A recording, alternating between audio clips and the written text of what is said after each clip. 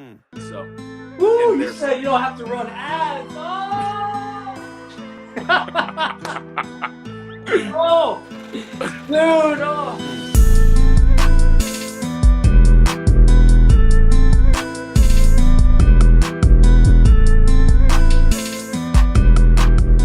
Hey, what's going on, everybody? This is Homies and Heroes Season 2, Episode 4.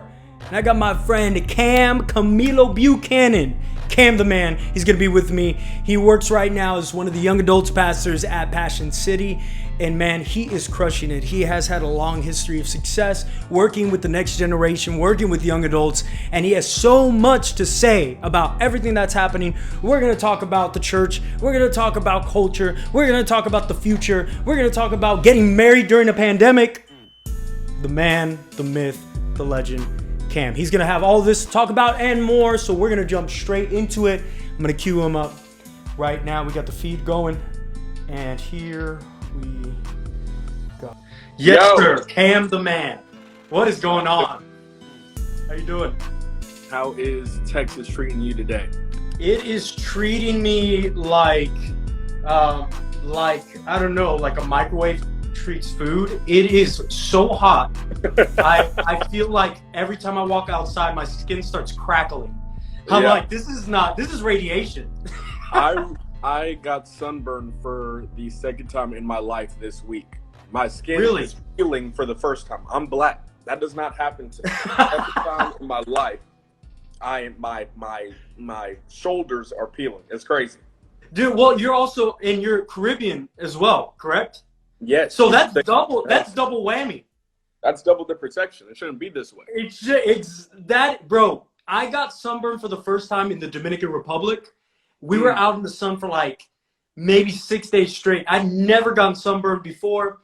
And man, I felt like my shoulders were like sliding off my bones. I was like, this is the worst feeling I have ever experienced in the existence of my life. It's not a good It's not. Well, Cam, I want to jump into it. First, introduce yourself, who you are, and a little bit of what you do. I'm Camilo Buchanan, living in Atlanta, Georgia. I'm Jamaican, Wagwan to my people. Them Wagwan, tell me, see another comments there. Come on, bra. Upon the live there. I'm married to Emily Buchanan as of, I think we're almost to day 50 of our new union. And I preach, I lead the young adults. I help lead the young adults at Passion City Church here in Atlanta. And what else? I executive produce a podcast called The Pass Down, and I'm friends with Ellie. We met about half a year ago. Already? Yeah. Like yeah. Pandemic makes things feel weird in terms of time. Right. It's been already 6 months. And we chill now. So. And now we just chill, bro, virtually because 6 feet or 600 miles. One of the two. Tell me. How is marriage going for you? It's 50 days, but what have you picked up so far? I'm going on 3 years. In two weeks, I'll be three years. But how is 50 days treating you? 50 days. 50 days in. But you got married during this pandemic, though, right? Yeah. How did that go? When everything started to shift, how'd you handle that? Me and Em were supposed to get married in Jamaica. Supposed to have like 150 friends fly down. Wow. Supposed to have this big shindig at my family's spot, and instead, we had just the wedding party and our immediate family at her family, the house she grew up in, their front porch, up in Georgia. Mm-hmm. And that was what we did. 30 people. We pulled it off in like less than a month. It was about a month out that we knew, all right, Jamaica's definitely not happening. And so had a month, went to Lowe's, bought up all their flowers in the little outside garden department, and made it work. And it was beautiful and amazing. Yeah. Got to run off in a Jeep.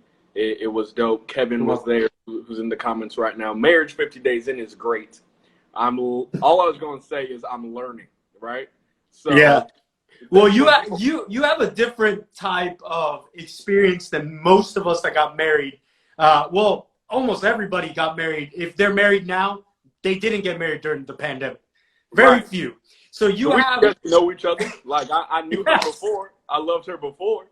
But now I'm like, I really love you. And you really know me. You're really seeing me. So we making it work. Yeah, man. And it is a beautiful thing. I think, it is real. It's different than I think, and you could correct me if I'm wrong from your experience, but it's different than you think, but it's not different in a bad sense. I think people, when I say things like, it's different than you think, marriage is different, I'm not saying in a bad sense, but it is a lot more profound. I think that's a better word. It's a lot more profound than you think. Can you speak a little bit to that because this is such a unique experience. You got married in the pandemic, and now you're 50 days in a pandemic married. Yeah. Can you speak to that experience? I think it speaks to the covenant part, right? I think it speaks to what I signed up for. I don't even think I had an understanding of truth, right? I don't think anyone who, when they're saying their vows, knows what they're saying. Right? Yeah. I'm 50 days in. So when I get to you, 3 years and in 2 weeks, 3 years and a couple kids in, that covenant, like I said something, right? When I get to 10 years, 15, 20, 25 years, Lord willing, like that's the most profound thing to me, is that the covenant transcends any circumstance that's going on, right? So it didn't ask me like, yo, you sure, bro, it's a pandemic and there's a pandemic clause. Like that's not a part of it. There's no insurance for it because of that. And so I think it's been learning how to die to yourself quicker. I think that's what the pandemic has been in our marriage, is just like, all right, we're gonna make it. Like it's not even tough like that. We're good. But just like, there's nowhere to hide, right? We're newlyweds in a 1,500 square foot apartment. Ooh. This is it. Ooh. So we gonna make it work. And you're making it work, man. You guys have been such a great example. Obviously, online is just one dimension of everything. But if I could speak, on behalf of people that do know you and have had extensive conversations with you, man, like. You guys, y'all are rock solid, and y'all are such a great, I would say, example to the next gen, which leads to my next question. How do you, because ministry is already on the job training. It's already, regardless of whatever level and however many years you're in, but you're leading young adults, some of which have been married already long before you. Some have kids, yada, yada. So you're leading from a position of not just on the job training, but it's like now you're married and you're counseling people in their marriages, early marriages. How have you navigated leading peer to peer, like in that demographic? Yeah, I think it's a unique space. It's not the easy space. Like, find some people younger than you to lead. It is much easier to get everyone to buy in to everything. I think the two things I'd say to people is live above reproach and stick to the book, right? So like, as long as I'm not bringing my opinion, we don't have anything to debate about, really, right? Like, as long as it's, I hear you, but this is just what this text says. So it's not really about me, it's so much about that book. And then two, living above reproach.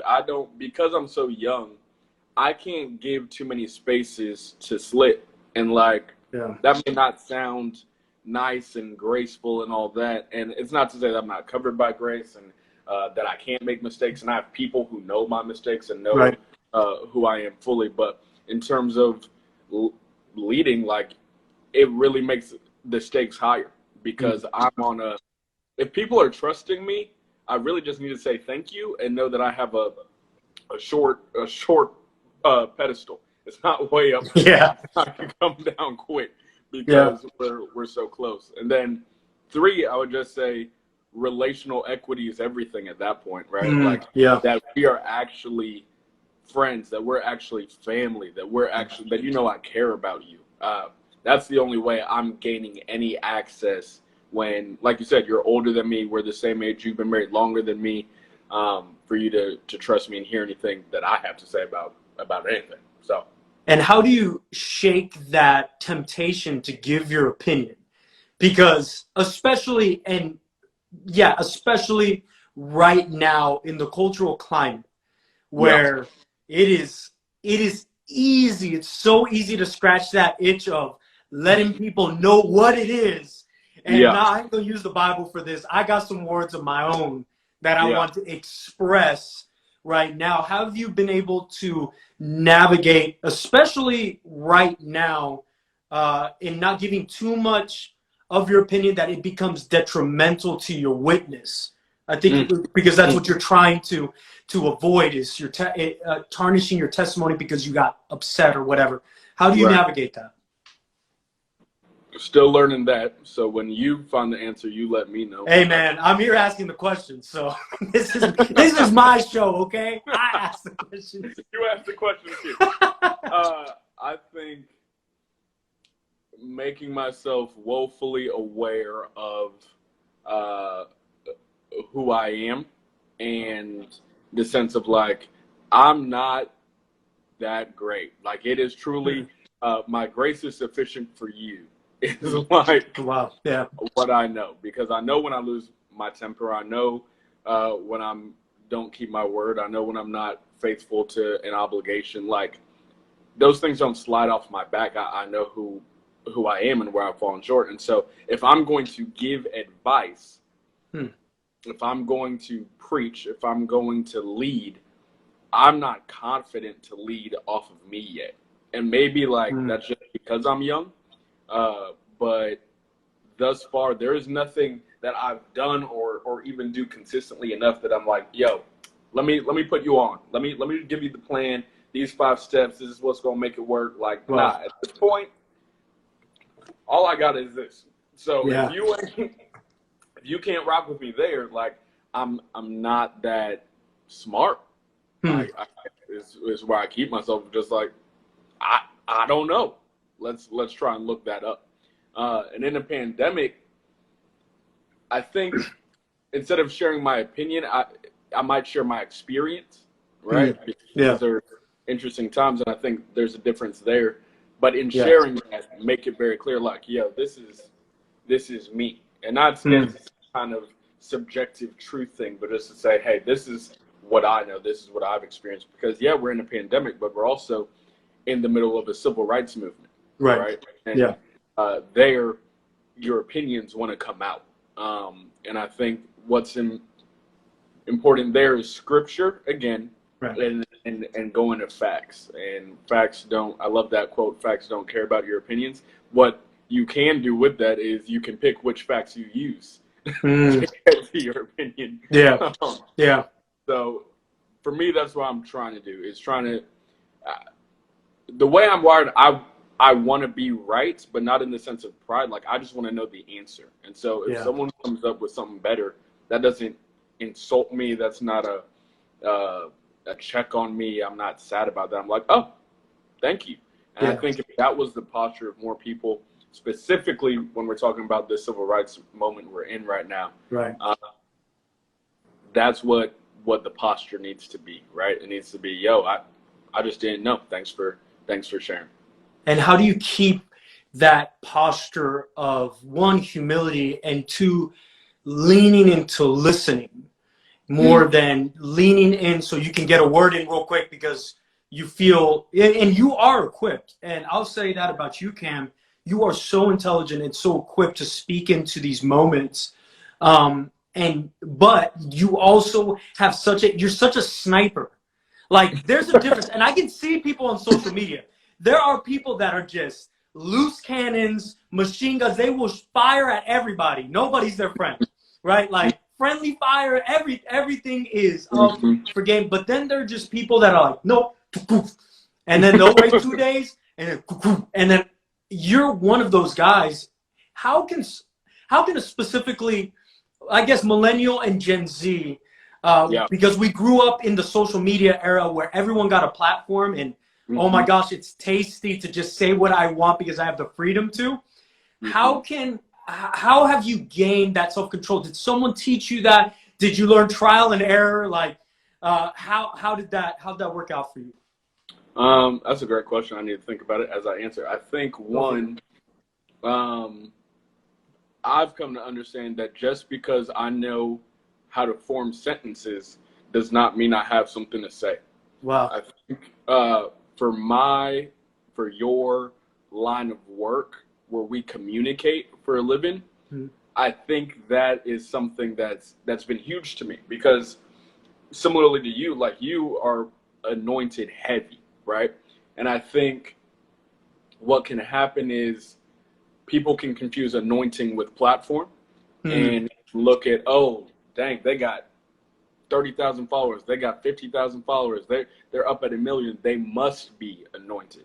No, they might be gifted, but it doesn't necessarily mean they're anointed. Wow. Because they know how to say something does not mean they actually have something of value to say. And I, as someone who takes this seriously, like I know you do, communicating and preaching specifically, I want to have something to say. Like, I don't want to just walk up there and talk about the weather. You know what I mean? Like, I want to come up with something to say. I don't want to add noise to the conversation. And so I won't even say that. I'm not even that churchy. It makes me mad when people. I heard it. It's fine. I mean, I'll take it, brothers. You can start dropping that church. It does not burden me. That Christianese, you can drop it. I got it. I'll translate if you need me to. It upsets me when I see people who have a platform but have nothing to say spewing out noise. And I'm just like, what was the point? You waste everyone's time. Don't you take this seriously? And so for me, I'm willing to wait until I have something to say. I think some of the leaders who I love, like, do you know Tim Ross? So he's like the GOAT of that. Like, he's the sniper, right? Yeah. Where it's like, all these people call him. Rich Wilkerson calling him. Michael Todd calling him. Darius Daniels calling him.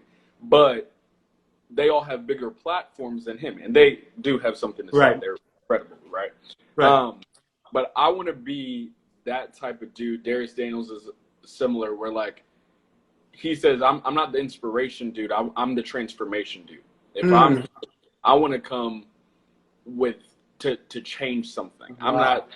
I guess it's about what you're attracted to. Like, what makes you excited? Is it crowd? Is it hype? Is it people going off in the comments? Is it a bunch of followers? Or is it people changing? Is it people getting free? Is it people being healed? Is it people walking in their purpose? Is it people doing what God called them to do, or doing what they've always dreamed of doing? Like, that's what upsets. That's what gets me more excited than just coming in there with, oh, you can too. Yeah.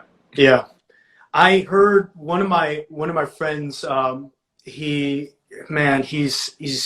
killer at youth ministry, and he's just one of the GOATs to me. His name's Terry Parkman out of River Valley up in Minnesota.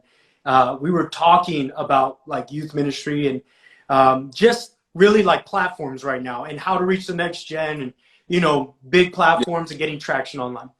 And he had said this. He's like, one of his mentors taught him this. He went to a conference of a larger denomination, and we're in a stadium, and a man went up there that was a missionary, and man, he just tore it up. I mean, when you have a missionary that has the gift to communicate a missionary's heart to a group, oh my gosh, and you bring him to America, the whole crowd, it's going to get the whole crowd.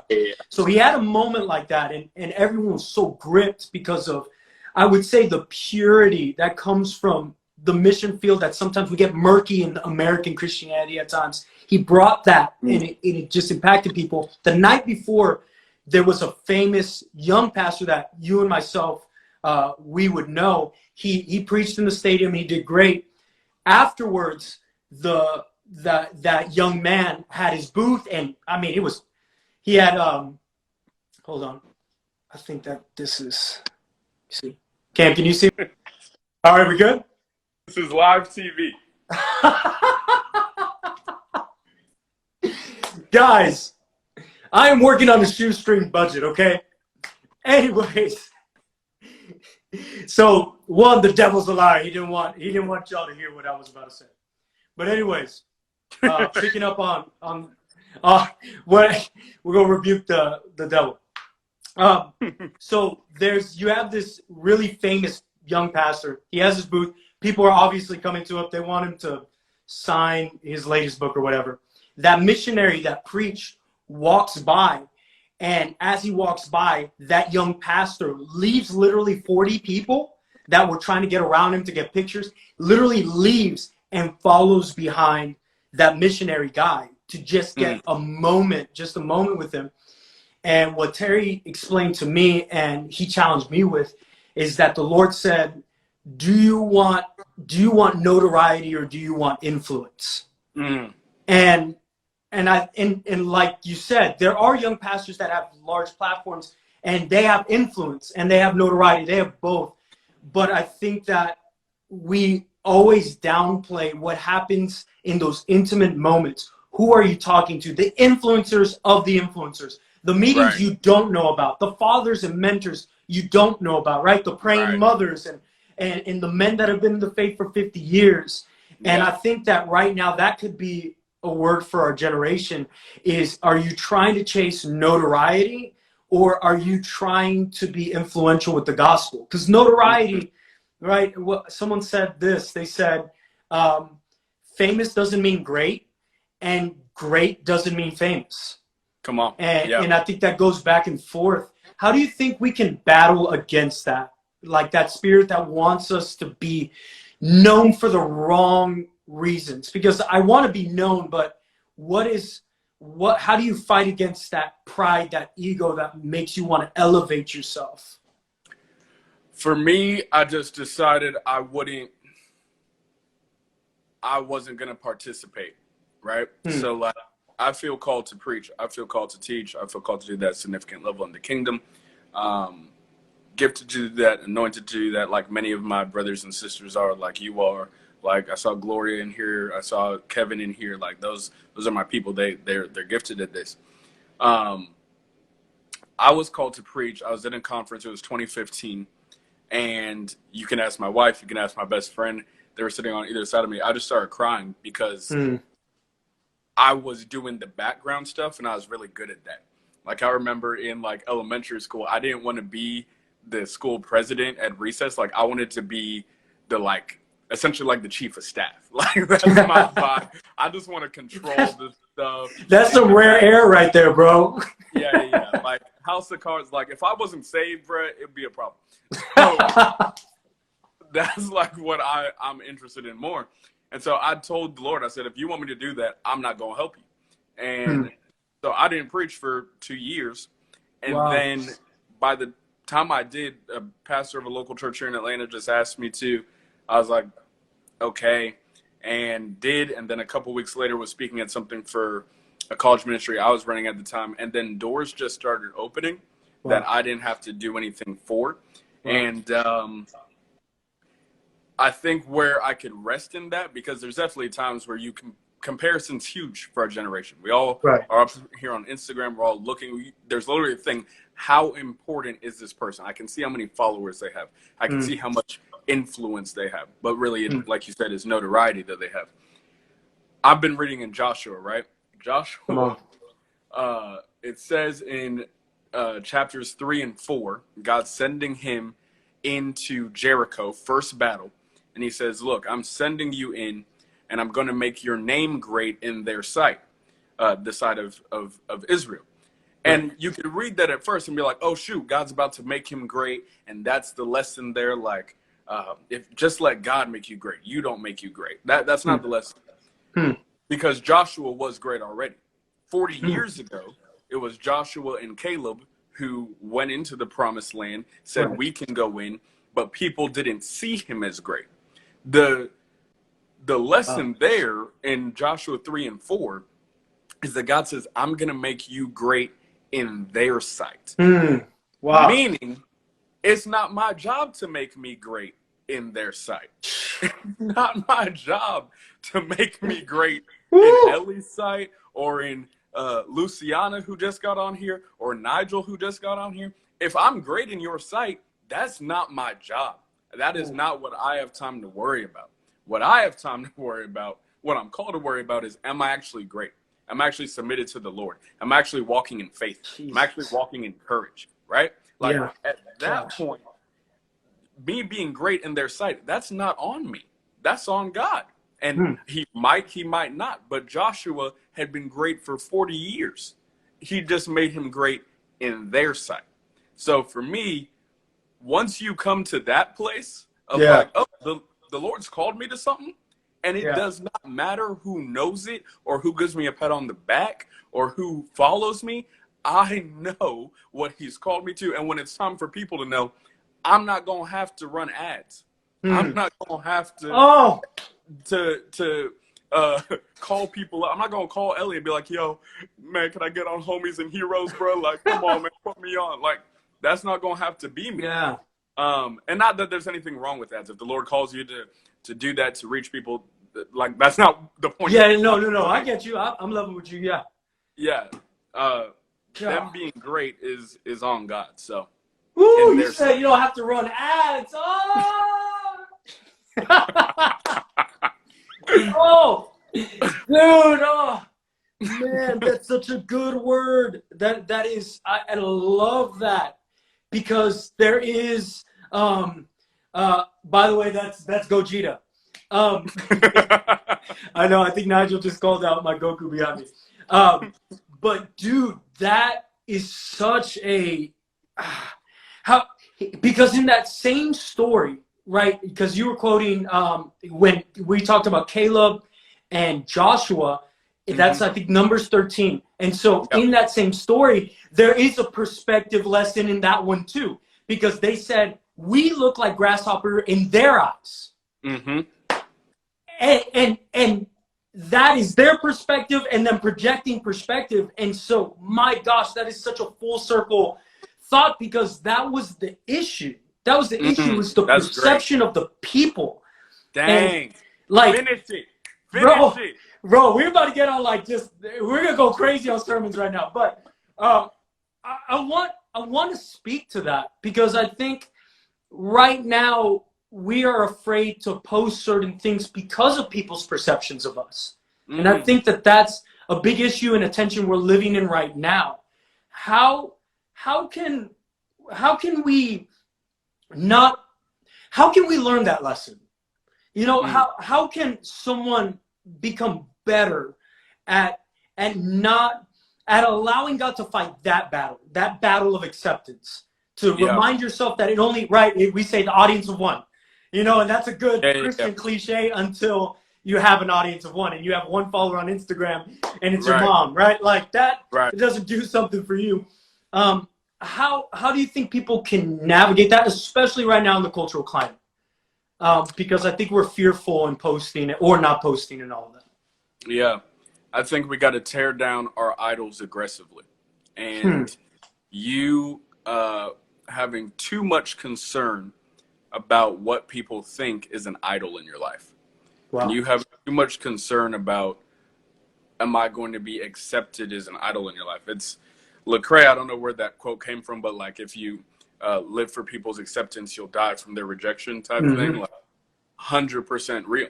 And so there's two ways that you can do it. You can either, and that's what it is. And when you see it that way, you understand it as truly like sin versus as a self-esteem issue, right? Wow. You caring what other people think too much, if that's like your main concern, that's an idol. That is a God in life. Wow. And God said, you will have no other gods before me. Why? Because if you're living for Susie Q to like your stuff on Instagram, if you're living for Uncle Ray Facebook comments, like, that is the God in your life. Yeah. But we're called to speak truth, speak truth to power. Let when the truth comes, freedom is there.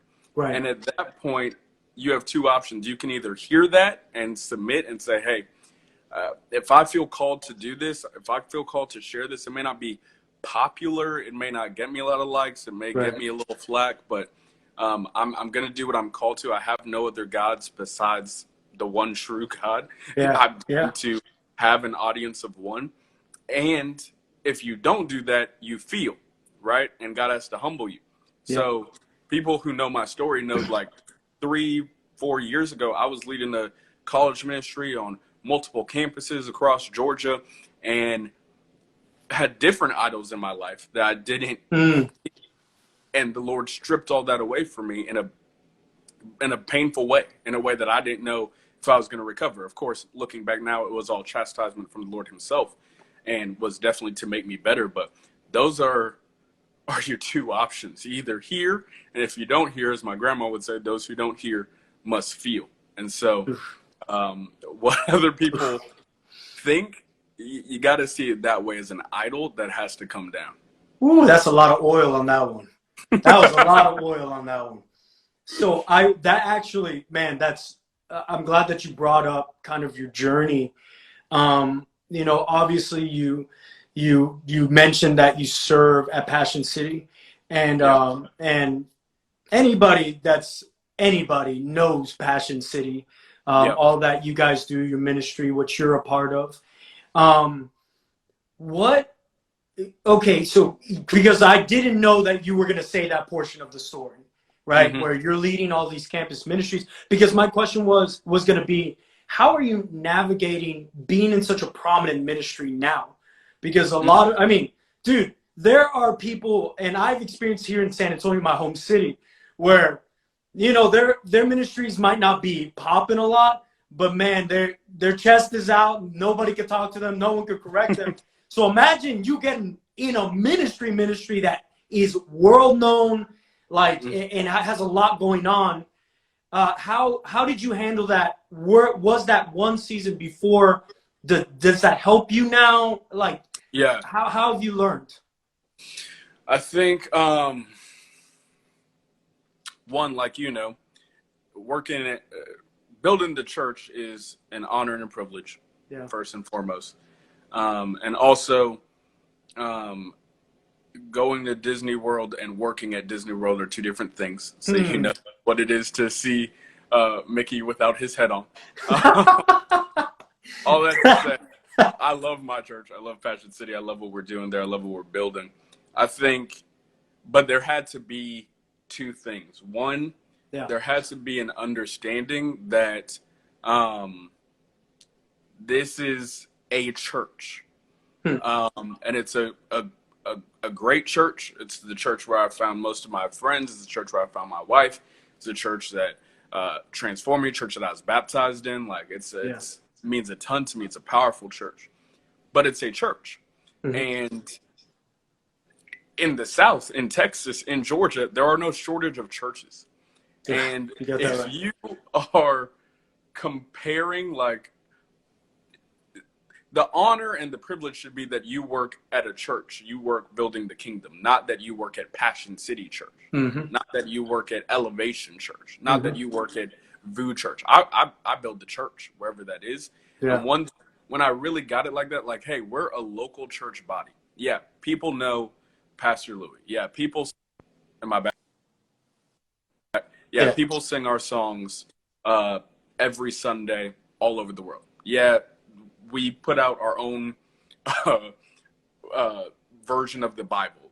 We are doing things for sure. 100%. Thousands of people are going to come on a Sunday. At this point in COVID, we've gone up in giving, in attendance, all that's true, great. But we're a church, and we're a church that men are building, and men are fickle, and men fail. And talking about Moses, right? How it opens up in Joshua where he's like, now Moses, my servant, is dead. Now Joshua. What? No, it doesn't warm you up at all. I just said, boom. You don't want to have a eulogy for Moses? We don't want to you don't want to say his resume? This man had a track record. He was just Moses was cool. Yeah, Michael Jordan's dead. So I'm not, you got to look at all of it like that. And then two, know that you're there because God decided you're there. So if you ever get to a point of two extremes that can go terribly wrong, bro. If I ever get to the point of I'm here because I'm dope. I'm here because, man, when I preach, people be getting saved. Man, I'm here because I'm nice at building teams. If I'm ever in that mindset that the reason I'm here is because of me, missed it. And equally as bad, if I ever get to the spot of I'm here because of this person who took a chance on me or this person put me on, then again, I'm to that idol thing. Either way, I've made myself the idol or I've made this person the idol. And now I'm living, I got to make sure they're happy with me. Wow. I got to make sure I do everything right by them. No. I serve at the pleasure of the King. I work for an audience of one. I'm here because God decided. If you think that the most anointed and gifted preachers in the world, that we know their names, I doubt that that's true, right? I think probably the most gifted, anointed, some people with some heat, some people who would slay. We don't know who they are, but that's where God decided to put them. And if you think that everyone, like we said, who has a platform is the most profound speaker, no, God decided, I'm going to use this ministry in this way at this time. And at any point, it can go away. And I think at a church like Passion, I don't want to get into it really, but like any major church, Elevation, VU, Hillsong, it's cool to be big until you get those big hits, right? And the people coming at us aren't just your auntie on Facebook, but CNN. Full organizations.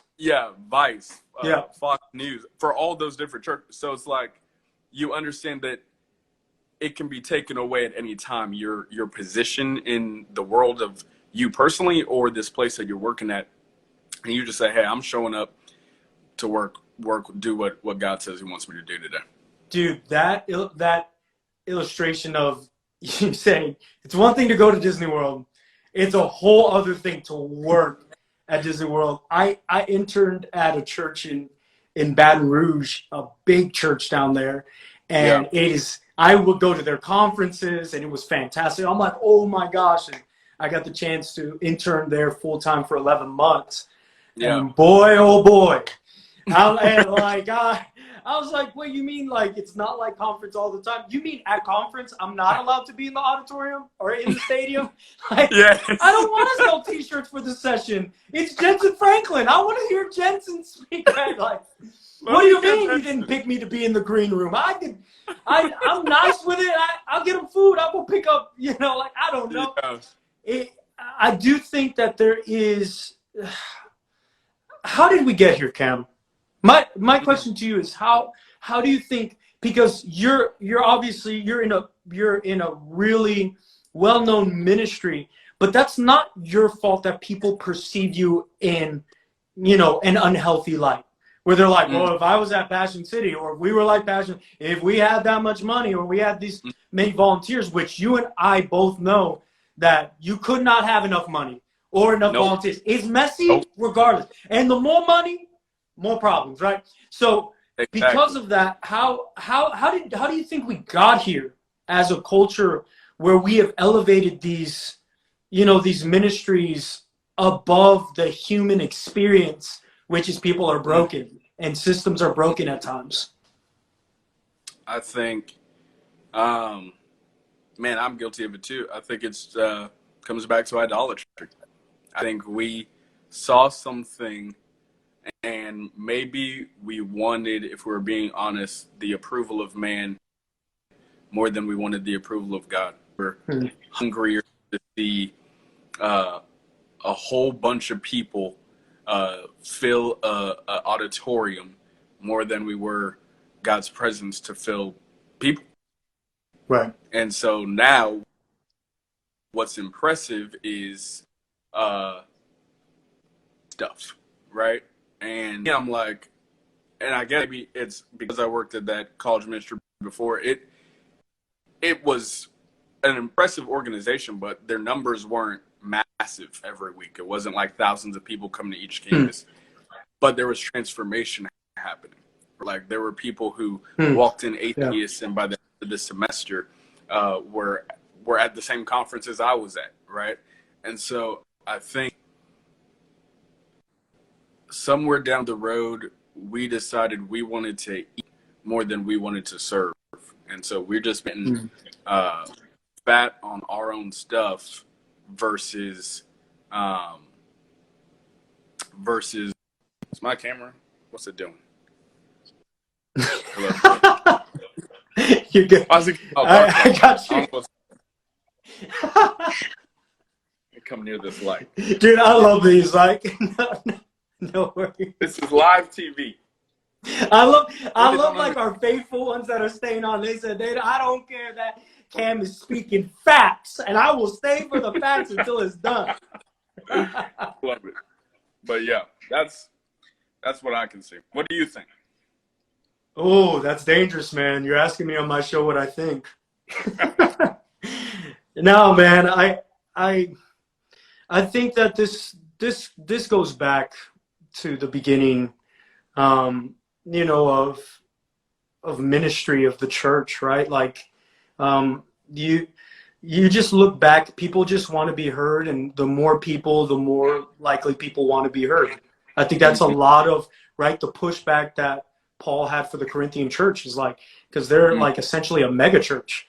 And he was having issues, people just standing up and saying whatever they want or speaking in tongues and going out and just kind of blasting out. And I think that there is this itch that we want to scratch, and we have the capability because the U.S. having cultural Christianity, like you said, the South, you can have a big church easier than you can have in most places in the world.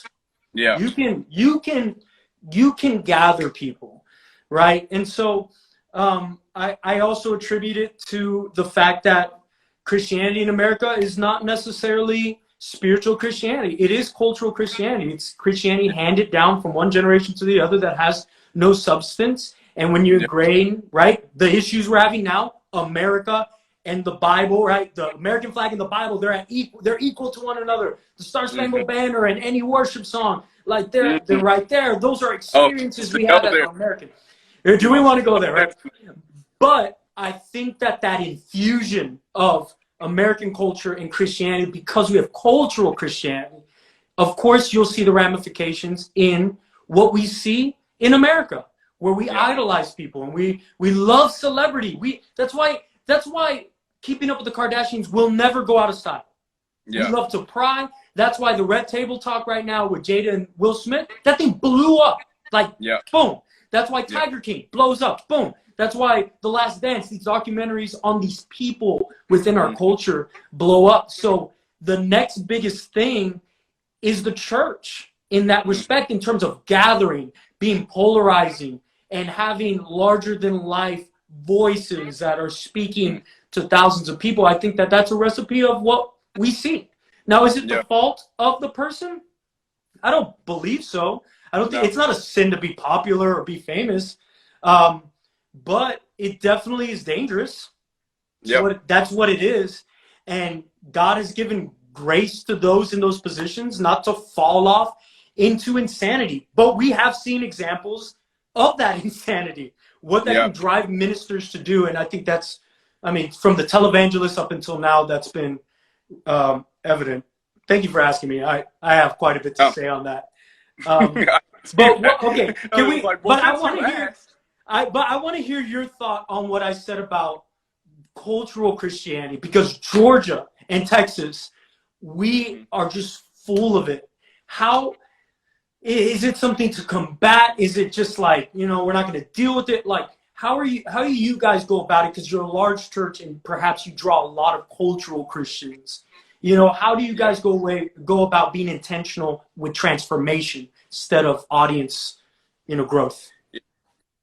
To me, I would say that's the church's mission now, because culturally, like you said, this going to church is just what you do down here. What you do.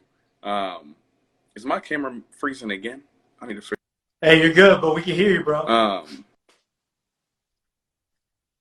Going to church is just what you do. And in today's day and age, everyone can listen to the best speakers in the world at any time. Yeah. Like, we all subscribe to Transformation Church. We all know the bishop. We all know Reverend Rodriguez. We all know Rich. Like, we can listen to the people who supposedly are at the best of the game right now, and can do that anytime we want, wherever we want. And so I don't think you can make the goal of your church or your services to be necessarily all about good content. I think where you need to get to is, hey, I'm going to give you an experience with God. That's what's going to break up cultural Christianity, because you have it in your culture does not mean you've experienced God. Right? Like, that's the whole gospel, is he came down, and the older brother, the Pharisees, they had that in around them, but they did not know the Father. They didn't know Jesus. And so that's kind of my mission for our room of young adults at Passion, for what I think the churches that are breaking through, even in the South, in places that it's all pretty much cultural, to say, hey, but do you know him? I know you're around it. I know you know about him, but do you know him? It's one thing to know that Krispy Kreme was founded in the 1930s, and it's one thing to know it's from Winston-Salem, North Carolina. It's one thing to know where it is locally. It's another thing to bite into that glazed Krispy Kreme donut when the hot now sign is on. There's a difference. Yo, you're ruining my diet right now. Stop. I'm trying to behave in this quarantine. And so I'm like, I think a lot of it is cultural, and that's the biggest mission field, right? For us in the South, is how genius of Satan to get an entire swath of people to believe that they're saved when they're not. It's one thing to know you're not. It's one thing to maybe not know anything about it, but also be open or just not care. It's another thing to not be saved, but believe you are. Like, that's the biggest mission field right there. That's what we have to be going after here in America, at least in the South, in Georgia, and I'd imagine in Texas. And so, cultural Christianity, I think, is broken up by experiences with God. Yeah, I would definitely say the hardest groups of people I've ever preached to have been church people. Like, cultural church people, man. Nothing sucks the life out of a sermon than just cultural church people that are there because that's what you do. I was mentioning this to a friend of mine, and he says, what is probably the best sermon you've ever preached? Or, you know, what's the best crowd you've ever preached in front of? And I was like, man, one time, you know, as I'm still kind of a youth pastor, I'm more of a campus pastor now, but when I was a youth pastor, I got invited to a school that had a drug deal gone wrong on the weekend, and 3 of the students got shot and killed. It was 2 16-year-olds and a 17-year-old. It's really tough. It's a rough school. And one of the girls, she reached out to me from the school, and she's one of the members of our youth group, and she says, Pastor, can you come to the school? And there's a lot of hurting people right now. And I was like, cool, I'll come. And we gathered, and I gathered with only about 6 or 7 of them, man, and just start speaking truth to them. And I don't know, I guess something just started clicking with these kids, that they started getting their friends, getting more friends. And long story short, a bunch of people started coming. And how can I put it? It's as if what is within me started to multiply. And I was like, man, why is it so much easier to preach here? I'm in a public school where they have issues with drug deals gone bad on the weekends. Some of these sophomores don't know if they're going to make it through the semester because life is so tough, you know? And so I definitely, man, I definitely feel that. And my prayer, I guess, at least for here in Texas, is that there is a breaking of that yoke of religiosity. And that one's the one where I'm like, Jesus is saying, hey, this only comes out by prayer and fasting. Old school and all night vigils. And you're going to sing all the old school songs. And you're going to use an organ, all right? You're not going to use... No, but you get what I'm saying? Like, there's just... And unashamedly, and you know this, I'm a Pentecostal. Exactly. You know, however people want to read into that, it's what they want to read in. But dude, there are, like you said, there is Krispy Kreme moments that are missed during church because we're in and out and we just get information given to us, or even revelation, which is not bad, but Christ never destined us to stop at revelation, man. There's a demonstration aspect to the word, but until you felt it, man, that there would be no compulsion, you know, and to do. And so, yeah, man, I'm in that boat, man. Last thing, any plugs that you have, man? Where can we find your sermons? What you're doing at Passion City? Any other things that you would like to plug? By all means, man, I want to give you that opportunity. That's number one. If you want to check out what we're doing in Atlanta, you can follow at PCC College or search on YouTube. I was preaching tonight over there. You can find that on YouTube. Just type in Passion City College on YouTube, and all our messages from this summer will come up. We've been in a series called Essentials, just what are the practical things that we need in a pandemic for our faith. And only other thing I would say is my amazing wife has a card company. And so if you are in the need of any cards, thank you cards, I love you cards, just because cards, Mom, you're the best cards, it's called Plain and Simple Co. You could just type that in, plain spelled like an airplane, so PLANE at Plain and Simple Co. Get you some cards. Ellie's the best. I love him. I want to come to San Antonio. I want to be in whatever. That's all. You are welcome here, my brother. And I can't wait to be in Atlanta because there's no way it's hotter than San Antonio. It might be hot, but there are levels to this. Thank you, brother. There are levels to this, for sure. Have a good Tuesday night, brother. All right, same to you, bro. Be blessed. Hey, guys, I hope that connection didn't go too crazy on you. It went a little crazy on me, probably on Cam, but Cam, the man, is amazing, as you can tell.